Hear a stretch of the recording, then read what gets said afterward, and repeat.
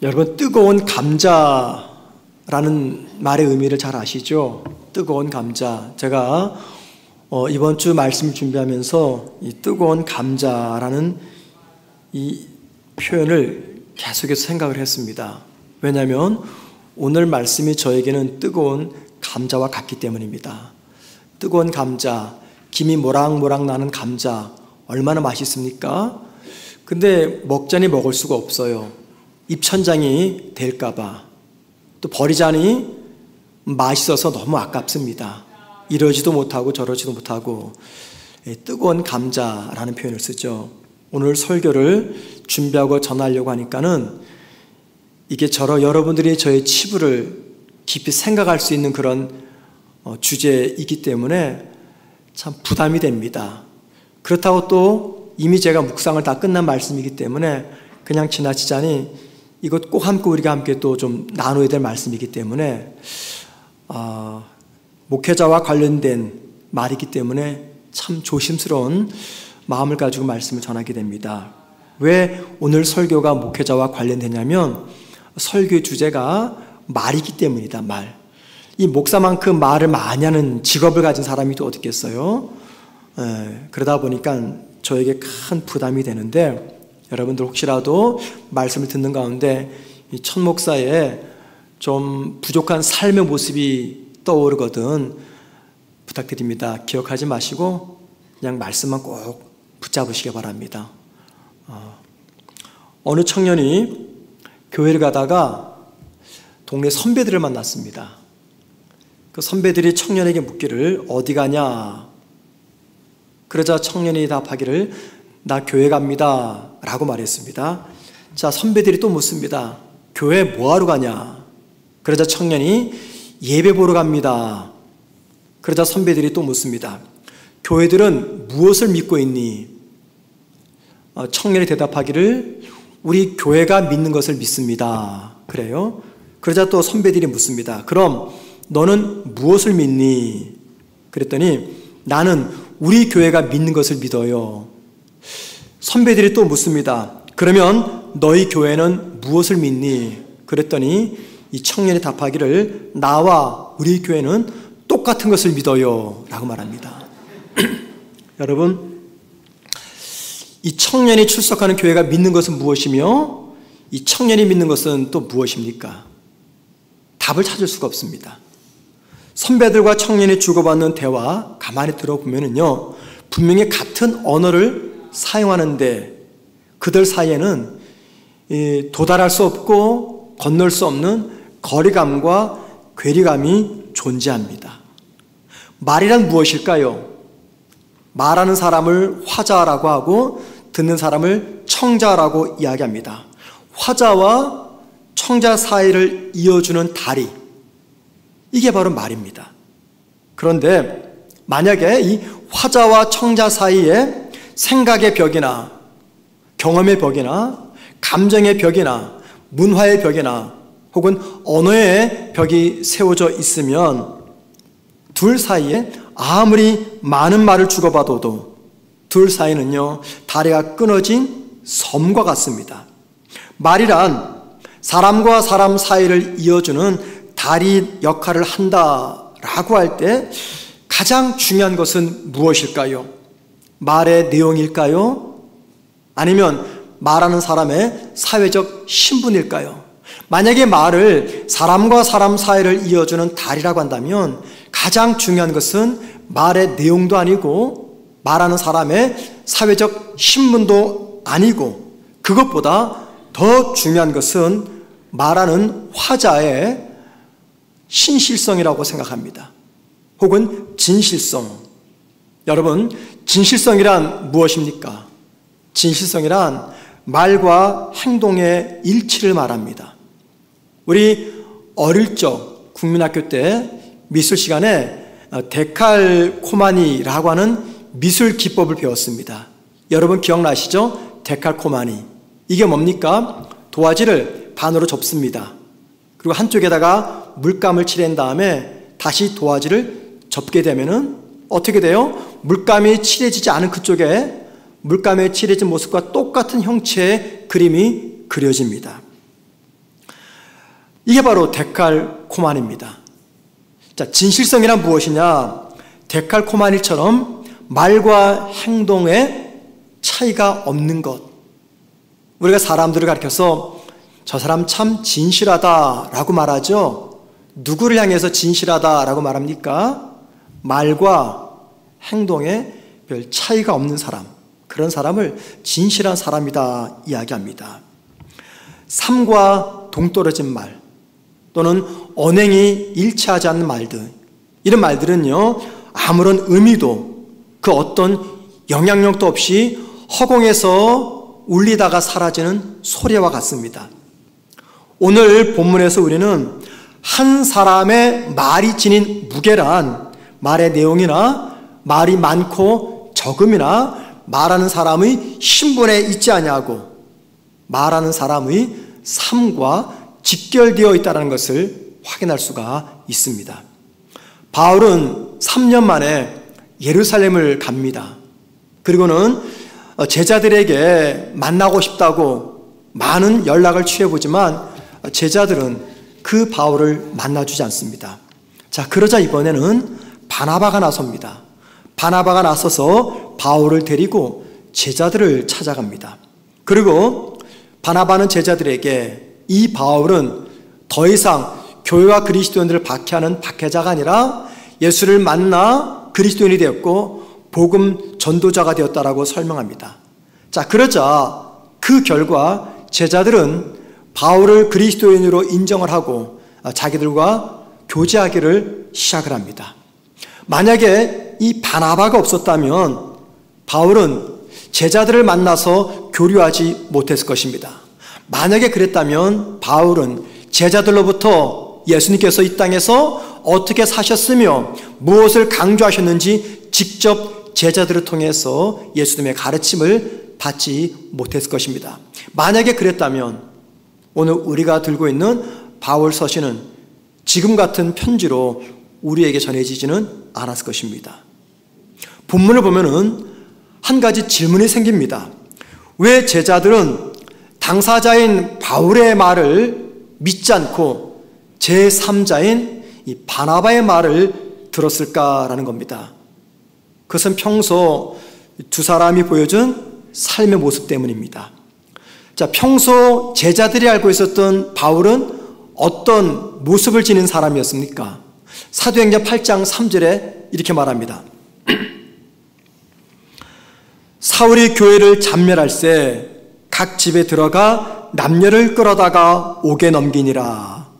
이 모습은요, 제자들이 기억하는 3년 전 바울의 모습입니다. 지난 3년 동안 바울에게 어떤 변화가 있었는지 제자들은 도무지 알지 못합니다. 제자들이 기억하는 바울의 마지막 모습은 교회와 그리스도인들을 박해하는 박해자의 모습입니다. 그래서 제자들은 바울이 만나자는 제안을 거절했던 것입니다.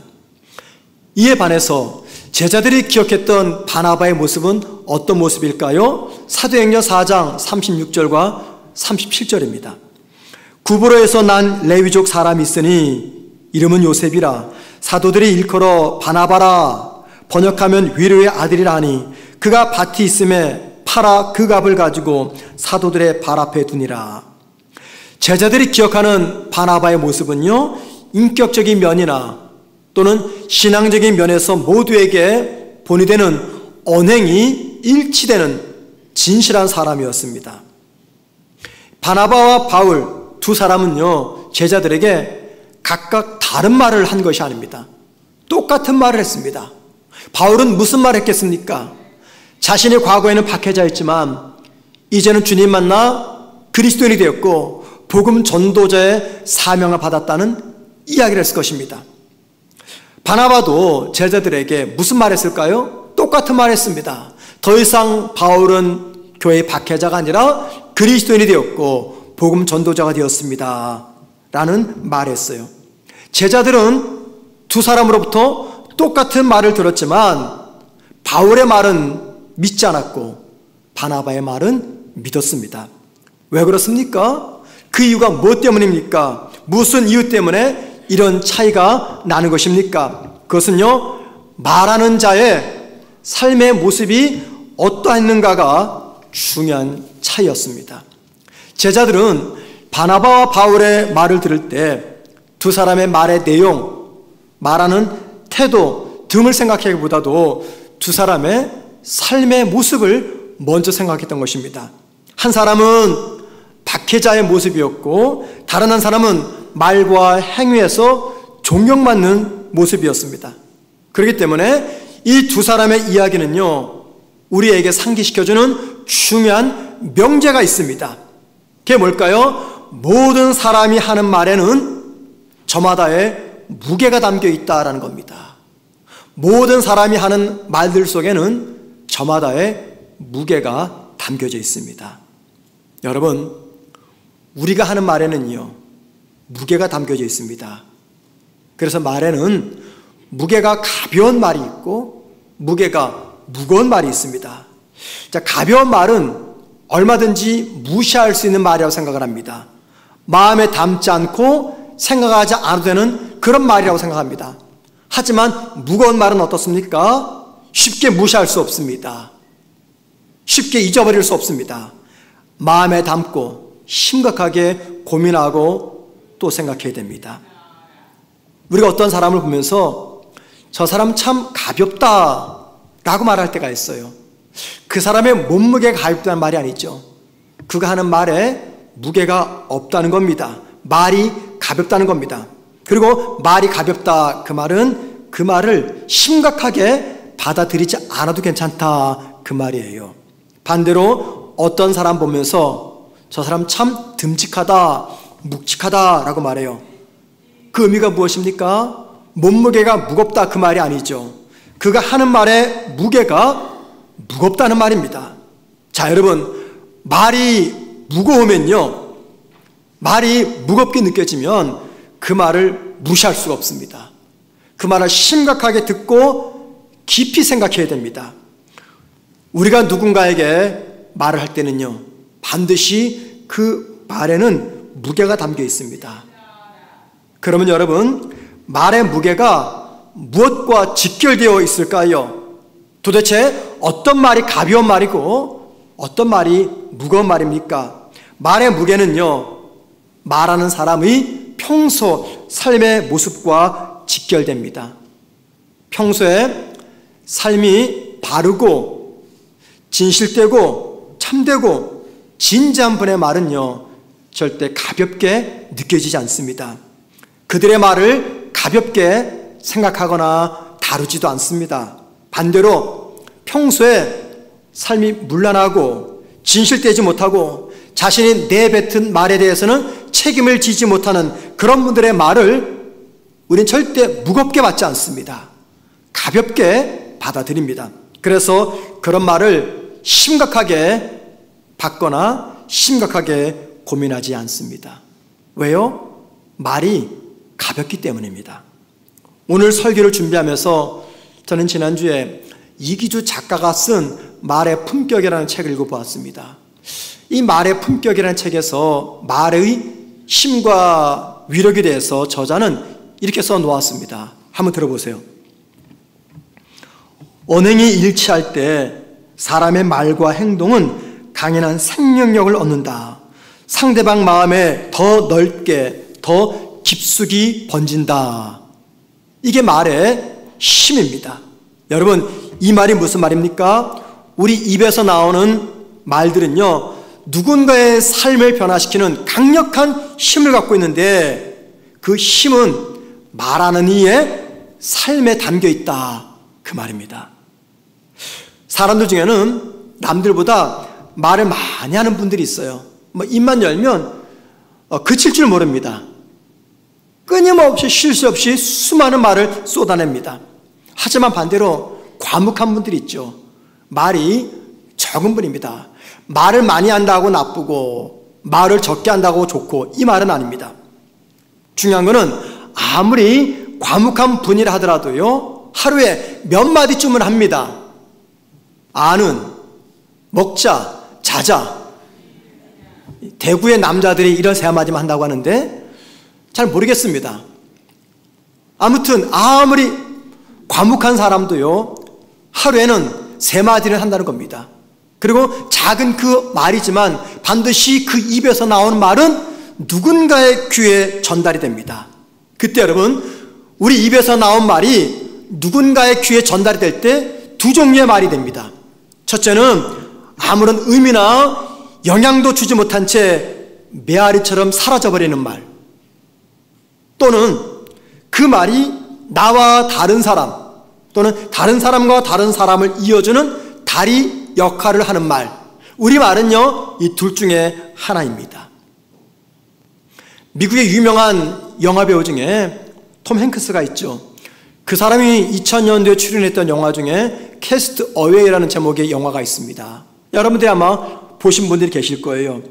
영화에서 톰 행크스는요 소비자들의 물건을 전 세계에 배달해주는 페덱스의 직원으로 나옵니다. 크리스마스 이브날 사랑하는 여인과 함께 좋은 시간을 보낼 때 갑자기 회사에서 급한 연락이 옵니다. 급한 이 물건을 누군가에 빨리 전달하라는 연락을 받습니다. 그래서 비행기에 물건을 싣고 이제 배달을 떠납니다. 그런데 사고로 이 비행기가 추락을 하죠. 조종사는 죽게 되고 톰 행크스만 겨우 무인도에서 살아남습니다.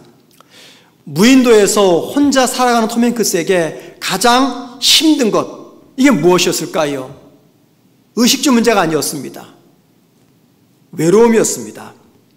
그리고 톰 행크스는 이 무인도에서 외로움을 견디지 못해서 배구공에다가 윌슨이라는 이름을 지어주고 그때부터 쉬지 않고 윌슨과 대화를 시작합니다. 그리고 그 대화를 통해서 톰 행크스는 윌슨과 자기 사이의 이 관계의 다리를 놓게 됩니다. 이 영화를 보면은요, 톰 행크스는 지금 아무도 없는 무인도에 갇혔어요. 그런데 영화를 보면은 진짜 무인도는 톰 행크스가 있는 그곳이 아니라 그곳에 홀로 남은 톰 행크스가 외로운 무인도 섬이라는 것입니다. 영화 음악을 전문으로 만드는 가수 중에 박상훈 씨가 있습니다. 그가 만든 노래 중에 잘 알려지진 않았습니다. 사람은 섬이다라는 제목의 노래가 있어요. 사람은 섬이다. 이 노래 가사를 다 읽어드릴 필요는 없고요. 이 노래 가사는 어떤 내용이냐면 이런 내용입니다. 인간은 바다에 떠있는 수많은 섬들 중에 하나의 섬이다 라고 말합니다. 여러분, 섬이 갖는 이미지가 무엇일까요? 혹시 여러분 가운데 고향이 섬이신 분이 계세요? 섬하면 떠오르는 이미지 여러 가지가 있겠지만 제 경험상 섬의 이미지는요 외로움 혹은 고립이라고 생각합니다. 외로움과 고립. 제가 과거 담임 목회할 때 다른 교회에서 저희 교회 성도 한 분이 섬 출신이에요. 그 아버님이 목회자였는데 섬에서 목회를 하다 보니까는 어쩔 수 없이 청소년 시절을 섬에서 보냈습니다. 섬이 너무 따분하고 외롭고 고립되니까는 이 여자 청년, 학생이었죠. 티네이저니까는 오래전 이야기입니다. 뻑하면 섬을 탈출합니다. 도망가 버립니다. 외롭고 고립되어 있기 때문입니다. 그런데 사람을 가리켜 섬이라고 비유합니다. 왜 그럴까요? 사람은 누구를 막론하고 모두가 다 외로운 존재라는 겁니다. 그리고 사람이 갖고 있는 이 외로움을 극복하기 위해서 나와 너라고 하는 이 섬의 거리를 이 간격을 좁혀야 된다라고 말합니다. 그리고 그 섬과 섬 사이의 거리의 간격을 좁히려면 뭐가 필요할까요? 다리를 놓아야 됩니다. 다리. 이 세상에서 섬처럼 떠있는 나와 다른 섬 사이의 간격을 좁혀주는 다리를 놓아야 되는데 그 다리 역할을 하는 거, 이게 뭐냐면 바로 우리 입에서 나오는 말이라는 것입니다. 말을 통해서 사람과 사람의 관계가 형성이 됩니다. 그런데 여러분, 중요한 것이 있습니다. 우리 입에서 나오는 모든 말들이 사람과 사람을 이어주는 다리 역할을 하지는 않습니다. 화자, 즉 말하는 사람에 대한 확신과 신뢰가 있어야 되고 그 사람이 진실된 사람일 때 그때 비로소 그 말이 사람과 사람을 이어주는 다리가 됩니다. 그리고 말에 대한 확신과 신뢰는요, 말하는 사람의 평소의 삶과 직결이 됩니다. 생각해 보십시다. 왜 당사자인 바울의 말은 제자들과 바울을 이어주는 다리가 되지 못한 것입니까? 평소 바울이 제자들에게 보여줬던 신뢰할 수 없는 삶의 모습들입니다. 왜 3자인 바나바의 말은 제자들과 바울을 연결시켜주는 다리가 되었습니까? 평소 바나바가 제자들에게 보여주었던 신뢰할 수 있는 그의 삶의 모습 때문입니다. 2020년 2월 달에 기독교 윤리 실천 운동본부에서 우리나라 성인 남녀 1000명을 대상으로 설문조사를 했습니다. 설문의 내용은 한국교회를 신뢰할 수 있는가라는 겁니다. 그랬더니 응답자 중에 63.9%가 한국교회를 신뢰할 수 없다 답을 했어요. 약 64%입니다. 이 수치는요, 한국교회를 신뢰한다 보다 2배가 훌쩍 넘습니다. 이토록 높은 비율이 한국교회를 신뢰할 수 없다라고 말합니다. 이 말은 무슨 말입니까? 한국교회와 그리스도인들이 세상과 주님을 이어주는 다리 역할을 그동안 제대로 하지 못했다는 것입니다. 그리고 그 주된 원인은 한국 그리스도인들의 신뢰할 수 없는 말의 가벼움 때문입니다. 말의 가벼움. 말의 가벼움이 무엇입니까? 그리스도인들의 말을 신뢰할 수 없도록 만드는 그리스도인들의 삶을 이야기합니다. 주님은 마태복음 7장 6절에서 이렇게 말씀하셨습니다. 거룩한 것을 개에게 주지 말며 너희 진주를 돼지 앞에 던지지 말라. 그들이 그것을 발로 밟고 돌이켜 너희를 찢어 상하게 할까 염려하라. 유명한 말씀이죠. 교회는, 목회자들은, 성도들은 이 말씀을 근거로 해서 교회가 예수를 전할 때 그 예수를 받아들이지 않는, 믿지 않는 그런 세상 사람들을 향해서 진주도 알아보지 못하는 돼지와 개와 같다라고 비난합니다. 그런데 기독교 진리를 믿지 않는 사람들을 비난하기 전에 우리가 먼저 생각할 것이 있습니다. 정말 우리는 예수를 이 세상에서 가장 소중하고 가장 값진 진주로 대우하고 있는가라는 겁니다. 그리고 그 진주를 소유한 사람다운 삶의 모습을 세상에 보여주고 있는가라는 것입니다. 어쩌면 믿지 않는 사람들이 기독교의 진리를 진주처럼 믿지 못하고 다루지 못하는 그 이유는요, 진주를 소유한 교회와 성도들이 그 진주를 소유한 사람답게 살지 못하기 때문은 아닌가라는 생각이 듭니다. 제 아내가 생일날 딸로부터 아주 비싼 명품 가방을 선물로 받았습니다.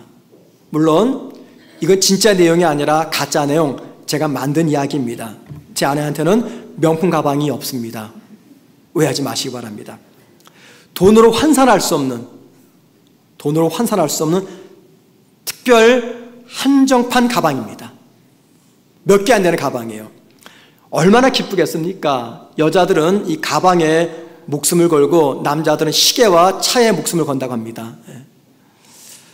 목숨까지는 아니더라도 그만큼 좋아한다는 거죠. 특별 한정판이니까 얼마나 좋았겠어요. 만나는 사람들마다 자랑합니다. 저에게도 자랑합니다. 그러면 여러분, 이 돈으로 환산할 수 없는 특별한 가방이라면 보관도 아주 특별하게 해야 되죠. 그런데 제 아내는 이 명품 가방을 어떤 때는 식탁 위에 올려놓고, 어떤 때는 싱크대 위에 올려놓고, 어떤 때는 강아지 집에다 집어넣기도 하고, 어떤 때는 신발장에 넣기도 하고, 어떤 때는 자동차 트렁크 속에도 넣기도 합니다. 어느 날 제가 수영을 가기 위해서 수영복과 세면도구를 챙기는데 담을 가방이 없는 거예요. 막 가방을 찾다 보니까는 신발장에 아내가 그렇게 자랑했던 명품 가방이 이 더러운 흙 묻은 신발들 틈에 끼어 있는 거예요. 딱 보니까는 이게 딱 수영 가방과 맞아요. 그래서 야, 여기다가 수영복과 세면도구 놓으면 딱이다 싶어가지고 제가 그날부터 그 가방을 수영장 갈 때마다 사용하는 겁니다. 어느 날 제 아내가 그 장면을 본 거예요. 그러면 저한테 막 화를 내면서 이렇게 말합니다. 명품 가방도 알아보지 못하는 돼지와 개 같은 인간. 여러분, 제가 이 말을 들었을 때 억울하지 않겠습니까? 그 가방이 진짜 귀한 가방이라면 제 아내는요, 그 가방을 명품처럼 관리해야 돼요.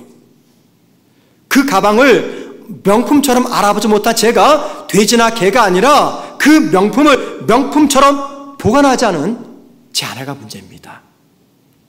제가 여러분에게 사진 한 장 보여드릴게요. 군복을 입은 한 남자분이 총을 들고 예수천당 불신지옥이라는 피켓을 들고 있습니다. 저 모습이 어떤 의미를 전달할까 생각해 보았어요. 혹시라도 예수 믿으면 천국 가고 믿지 않으면 지옥 가는데 당신들 예수 안 믿으면 내가 총으로 쏴 죽이겠다, 그런 의미인지 잘 모르겠습니다. 사진을 내리시기 바랍니다. 분명한 것은 불신자들은 저 모습 보면서 뭘 느낄까요? 협박을 느낄 겁니다. 기독교의 오만함, 독선, 무례함을 느낄 거예요. 물론 저 사진 속에 저분이 한국교회 전체를 대변하거나 한국교회 모든 그리스도인들을 대변한다고 저는 절대 생각하지 않습니다. 그런데 비록 사진이지만 이 사진을 보면서 우리가 깊이 생각할 것이 있어요. 그동안 한국교회는 이 소중한 기독교 진리를 세상에 어떤 모습과 어떤 방법으로 전했는가라는 겁니다. 기독교 진리를 전할 때 항상 말로 전하죠. 말을 통하지 않으면 기독교를 세상에 전할 수가 없습니다. 그런데 여러분, 기독교 진리를 말로 전할 때 그 말에 무게감을 만들어주는 우리의 삶은 어떠했는가라는 겁니다. 기독교 진리를 말로 전할 때 그 말에는 무게감이 담겨있다 했는데 그 말의 무게감 만들어주는 내 삶은 어떠했는가라는 거죠. 만약에 우리가 믿는 기독교 진리가 진주처럼 귀한 것이라고 한다면요, 그 진리를 진주처럼 소중하게 다뤄야 됐고 또 소중한 방법으로 전해야만 했습니다. 사진 속의 저 모습은요, 가장 소중한 진리를 세상에 전하는 최상의 방법은 아닐 겁니다. 만약에 저와 여러분이 사진 속의 저 모습처럼 사람들에게 예수를 전할 때 우리가 전하는 예수를 믿지 않는 세상 사람들에게 진리도 알아보지 못하는 돼지와 개와 같은 사람이다 라고 비난할 수가 있겠습니까? 오히려 진리이신 예수를 전하는 저 모습이 진주처럼 알아보지 못하는 돼지와 개 같은 모습은 아닌가라는 생각이 듭니다. 우리가 믿는 주님, 우리가 소유한 영생의 소망이 이 세상 그 무엇과도 바꿀 수 없는 가장 소중한 가치를 지녔다고 한다면 그 주님과 영생을 전하는 전달 방법 역시 사람들이 거부할 수 없고 사람들이 무시할 수 없는 진정성 있는 방법이 되어야 됩니다. 기독교 진리를 사람들에게 전할 때 가장 중요한 방법은 말, 이 언어임이 틀림이 없습니다. 주님을 전하는 우리의 말이 세상과 주님을 이어주는 다리가 됩니다. 그런데 여러분, 예수를 전하고 영생을 전하는 우리의 말이 무게감이 있어서 사람들이 거부할 수 없고 무시할 수 없는 그런 말이 되려면요, 우리의 말이 우리의 삶과 직결되어야 된다는 것을 잊지 마셔야 됩니다. 왜냐하면 진실된 삶을 사는 사람의 말은 결코 가볍게 다루어질 리가 없기 때문입니다. 또한 진리와 동떨어진 사람의 그 말에는요, 무게가 실릴 리가 만무하기 때문입니다.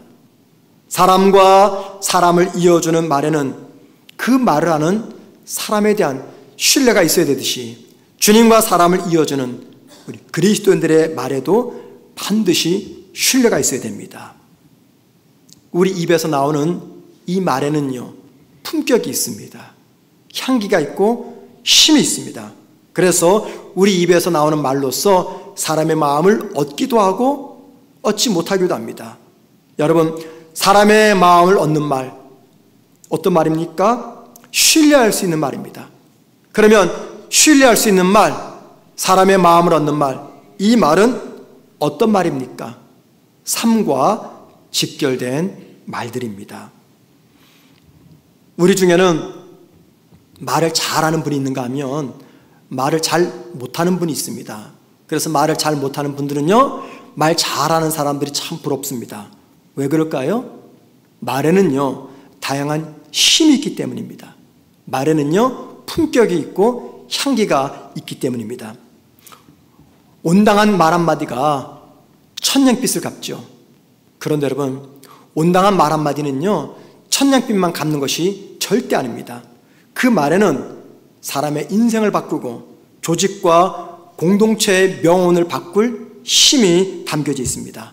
그래서 우리는 말 잘하는 사람을 몹시 부러워합니다. 그렇다면 여러분, 말 잘한다는 거, 이게 무슨 힘일까요? 그리고 말의 진정성의 힘은 어디에서부터 오는 것입니까?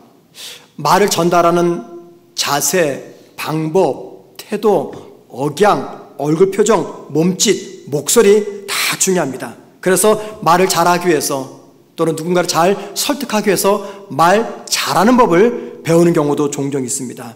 그런데 여러분, 이런 것들로부터 말의 품격과 말의 향기와 말의 힘이 나타나는 것이 아닙니다. 이런 것들 때문에 사람과 사람 사이에 견고한 다리가 세워지는 것이 아니고, 이런 것들 때문에 믿지 않는 사람과 주님 사이에 다리가 세워지는 것은 아니라는 겁니다. 생각해 보세요. 제자들이 왜 바울의 말은 믿지 않았고 왜 바나바의 말은 믿었습니까? 말하는 바울의 태도가 불손했거나 교만해서 그렇습니까? 말하는 바나바의 태도가 굉장히 겸손했고 설득력이 있었고 목소리가 성우처럼 뛰어났기 때문에 제자들이 바나바의 말을 들었던 것입니까? 아닙니다. 바나바의 말에 담긴 힘은요, 그 말을 하는 바나바의 평소의 삶에 직결됩니다. 제가 여러분에게 하나 질문 드려보겠습니다. 다음은 무엇인지 한번 답을 생각해 보세요. 꿀은 아닌데 꿀보다 더 달콤하고, 독약이 아닌데 독약보다 더 독하고, 꽃은 아닌데 꽃보다 더 아름답고, 칼은 아닌데 칼보다 더 날카롭다. 이게 뭘까요? 말입니다. 말. 우리 입에서 나오는 말입니다.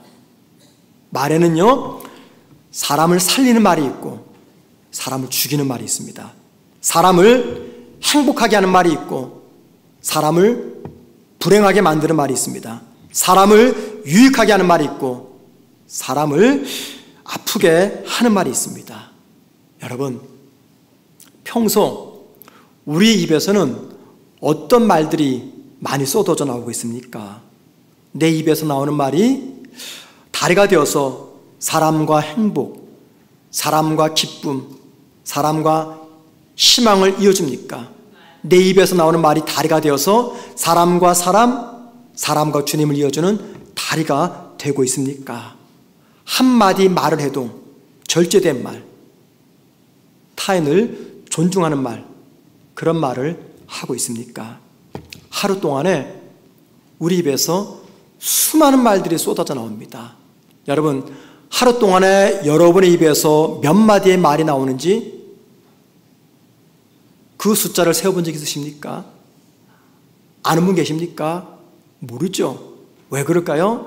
너무나 말들이 쏟아져 나오기 때문에. 하루 몇 끼 밥을 먹었는지는 분명히 기록해요. 그런데 하루 동안에 내 입에서 얼마큼의 말이 나왔는지 우리 도무지 기억하지 못합니다.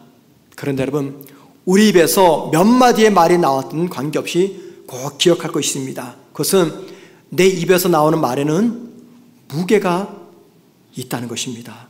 그리고 그 무게가 무거우면 무거울수록 나의 입에서 나오는 말은요, 그 말을 듣는 사람들에게 지대한 영향을 주게 됩니다.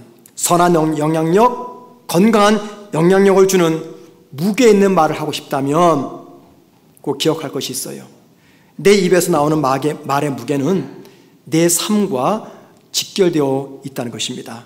사람들은 내 입에서 나오는 말을 듣기 전에 먼저 생각하는 것이 있습니다. 저 말을 하는 저 사람은 어떤 사람인가라는 겁니다. 내 말을 듣기 전에 내 삶과 내 말을 연결해서 나를 생각합니다. 그리고 진실된 삶을 사는 사람 입에 나오는 말은 결코 가볍게 다뤄지지 않습니다. 마지막으로 이 말의 품격이라는 책에 나오는 이 말을 인용하면서 말씀을 마치겠습니다. 잘 들어보십시오. 말은 한 사람의 입에서 나오지만 1000사람의 귀로 들어가고 끝내 10,000사람의 입으로 옮겨지게 된다. 내 입에서 나온 말이 1000명의 귀로 들어가고 그 말이 나중에는 10,000명의 입으로 옮겨지게 된다. 이게 뭡니까? 말의 능력, 말의 힘, 말의 파급 효과가 얼마나 큰지를 알려주는 이야기죠. 여러분, 우리 입에서 나오는 말은요, 누군가의 귀로 전달이 됩니다. 누군가의 귀에 전달된 그 말은 또 누군가의 입으로 옮겨지게 됩니다. 이때 꼭 기억할 것이 있습니다. 내 입에서 나오는 말은 말뿐 아니라 나라고 하는 내 인격도 내 삶도 함께 옮겨졌다는 것입니다. 데칼코마니, 앞과 옆이 똑같은 것, 이것처럼 나의 말과 행위가 별반 다르지 말아야 됩니다. 우리가 의식적으로 생각해야 됩니다. 내 말을 듣는 사람들은 내 말의 무게를 생각하고 있다. 내 말은 내 삶과 연결되어 있다. 사람들이 내 말을 어떻게 받아들이기를 원하십니까? 가벼운 말로 받기를 원하십니까? 아니면 무시할 수 없는 무거운 말로 받아들이기를 원하십니까? 사랑하는 성도 여러분, 우리 입에서 나온 말은요, 다리가 됩니다. 누군가를 주님과 연결시키는 다리가 되고, 사람과 사람을 연결하는 다리가 되고, 사람과 행복과 기쁨으로 연결하는 다리가 됩니다. 말이 무게가 있어서 저와 여러분의 말을 통해서 이 땅에 선한 일들을 많이 만들어 가기를 주님의 이름으로 축원을 드립니다.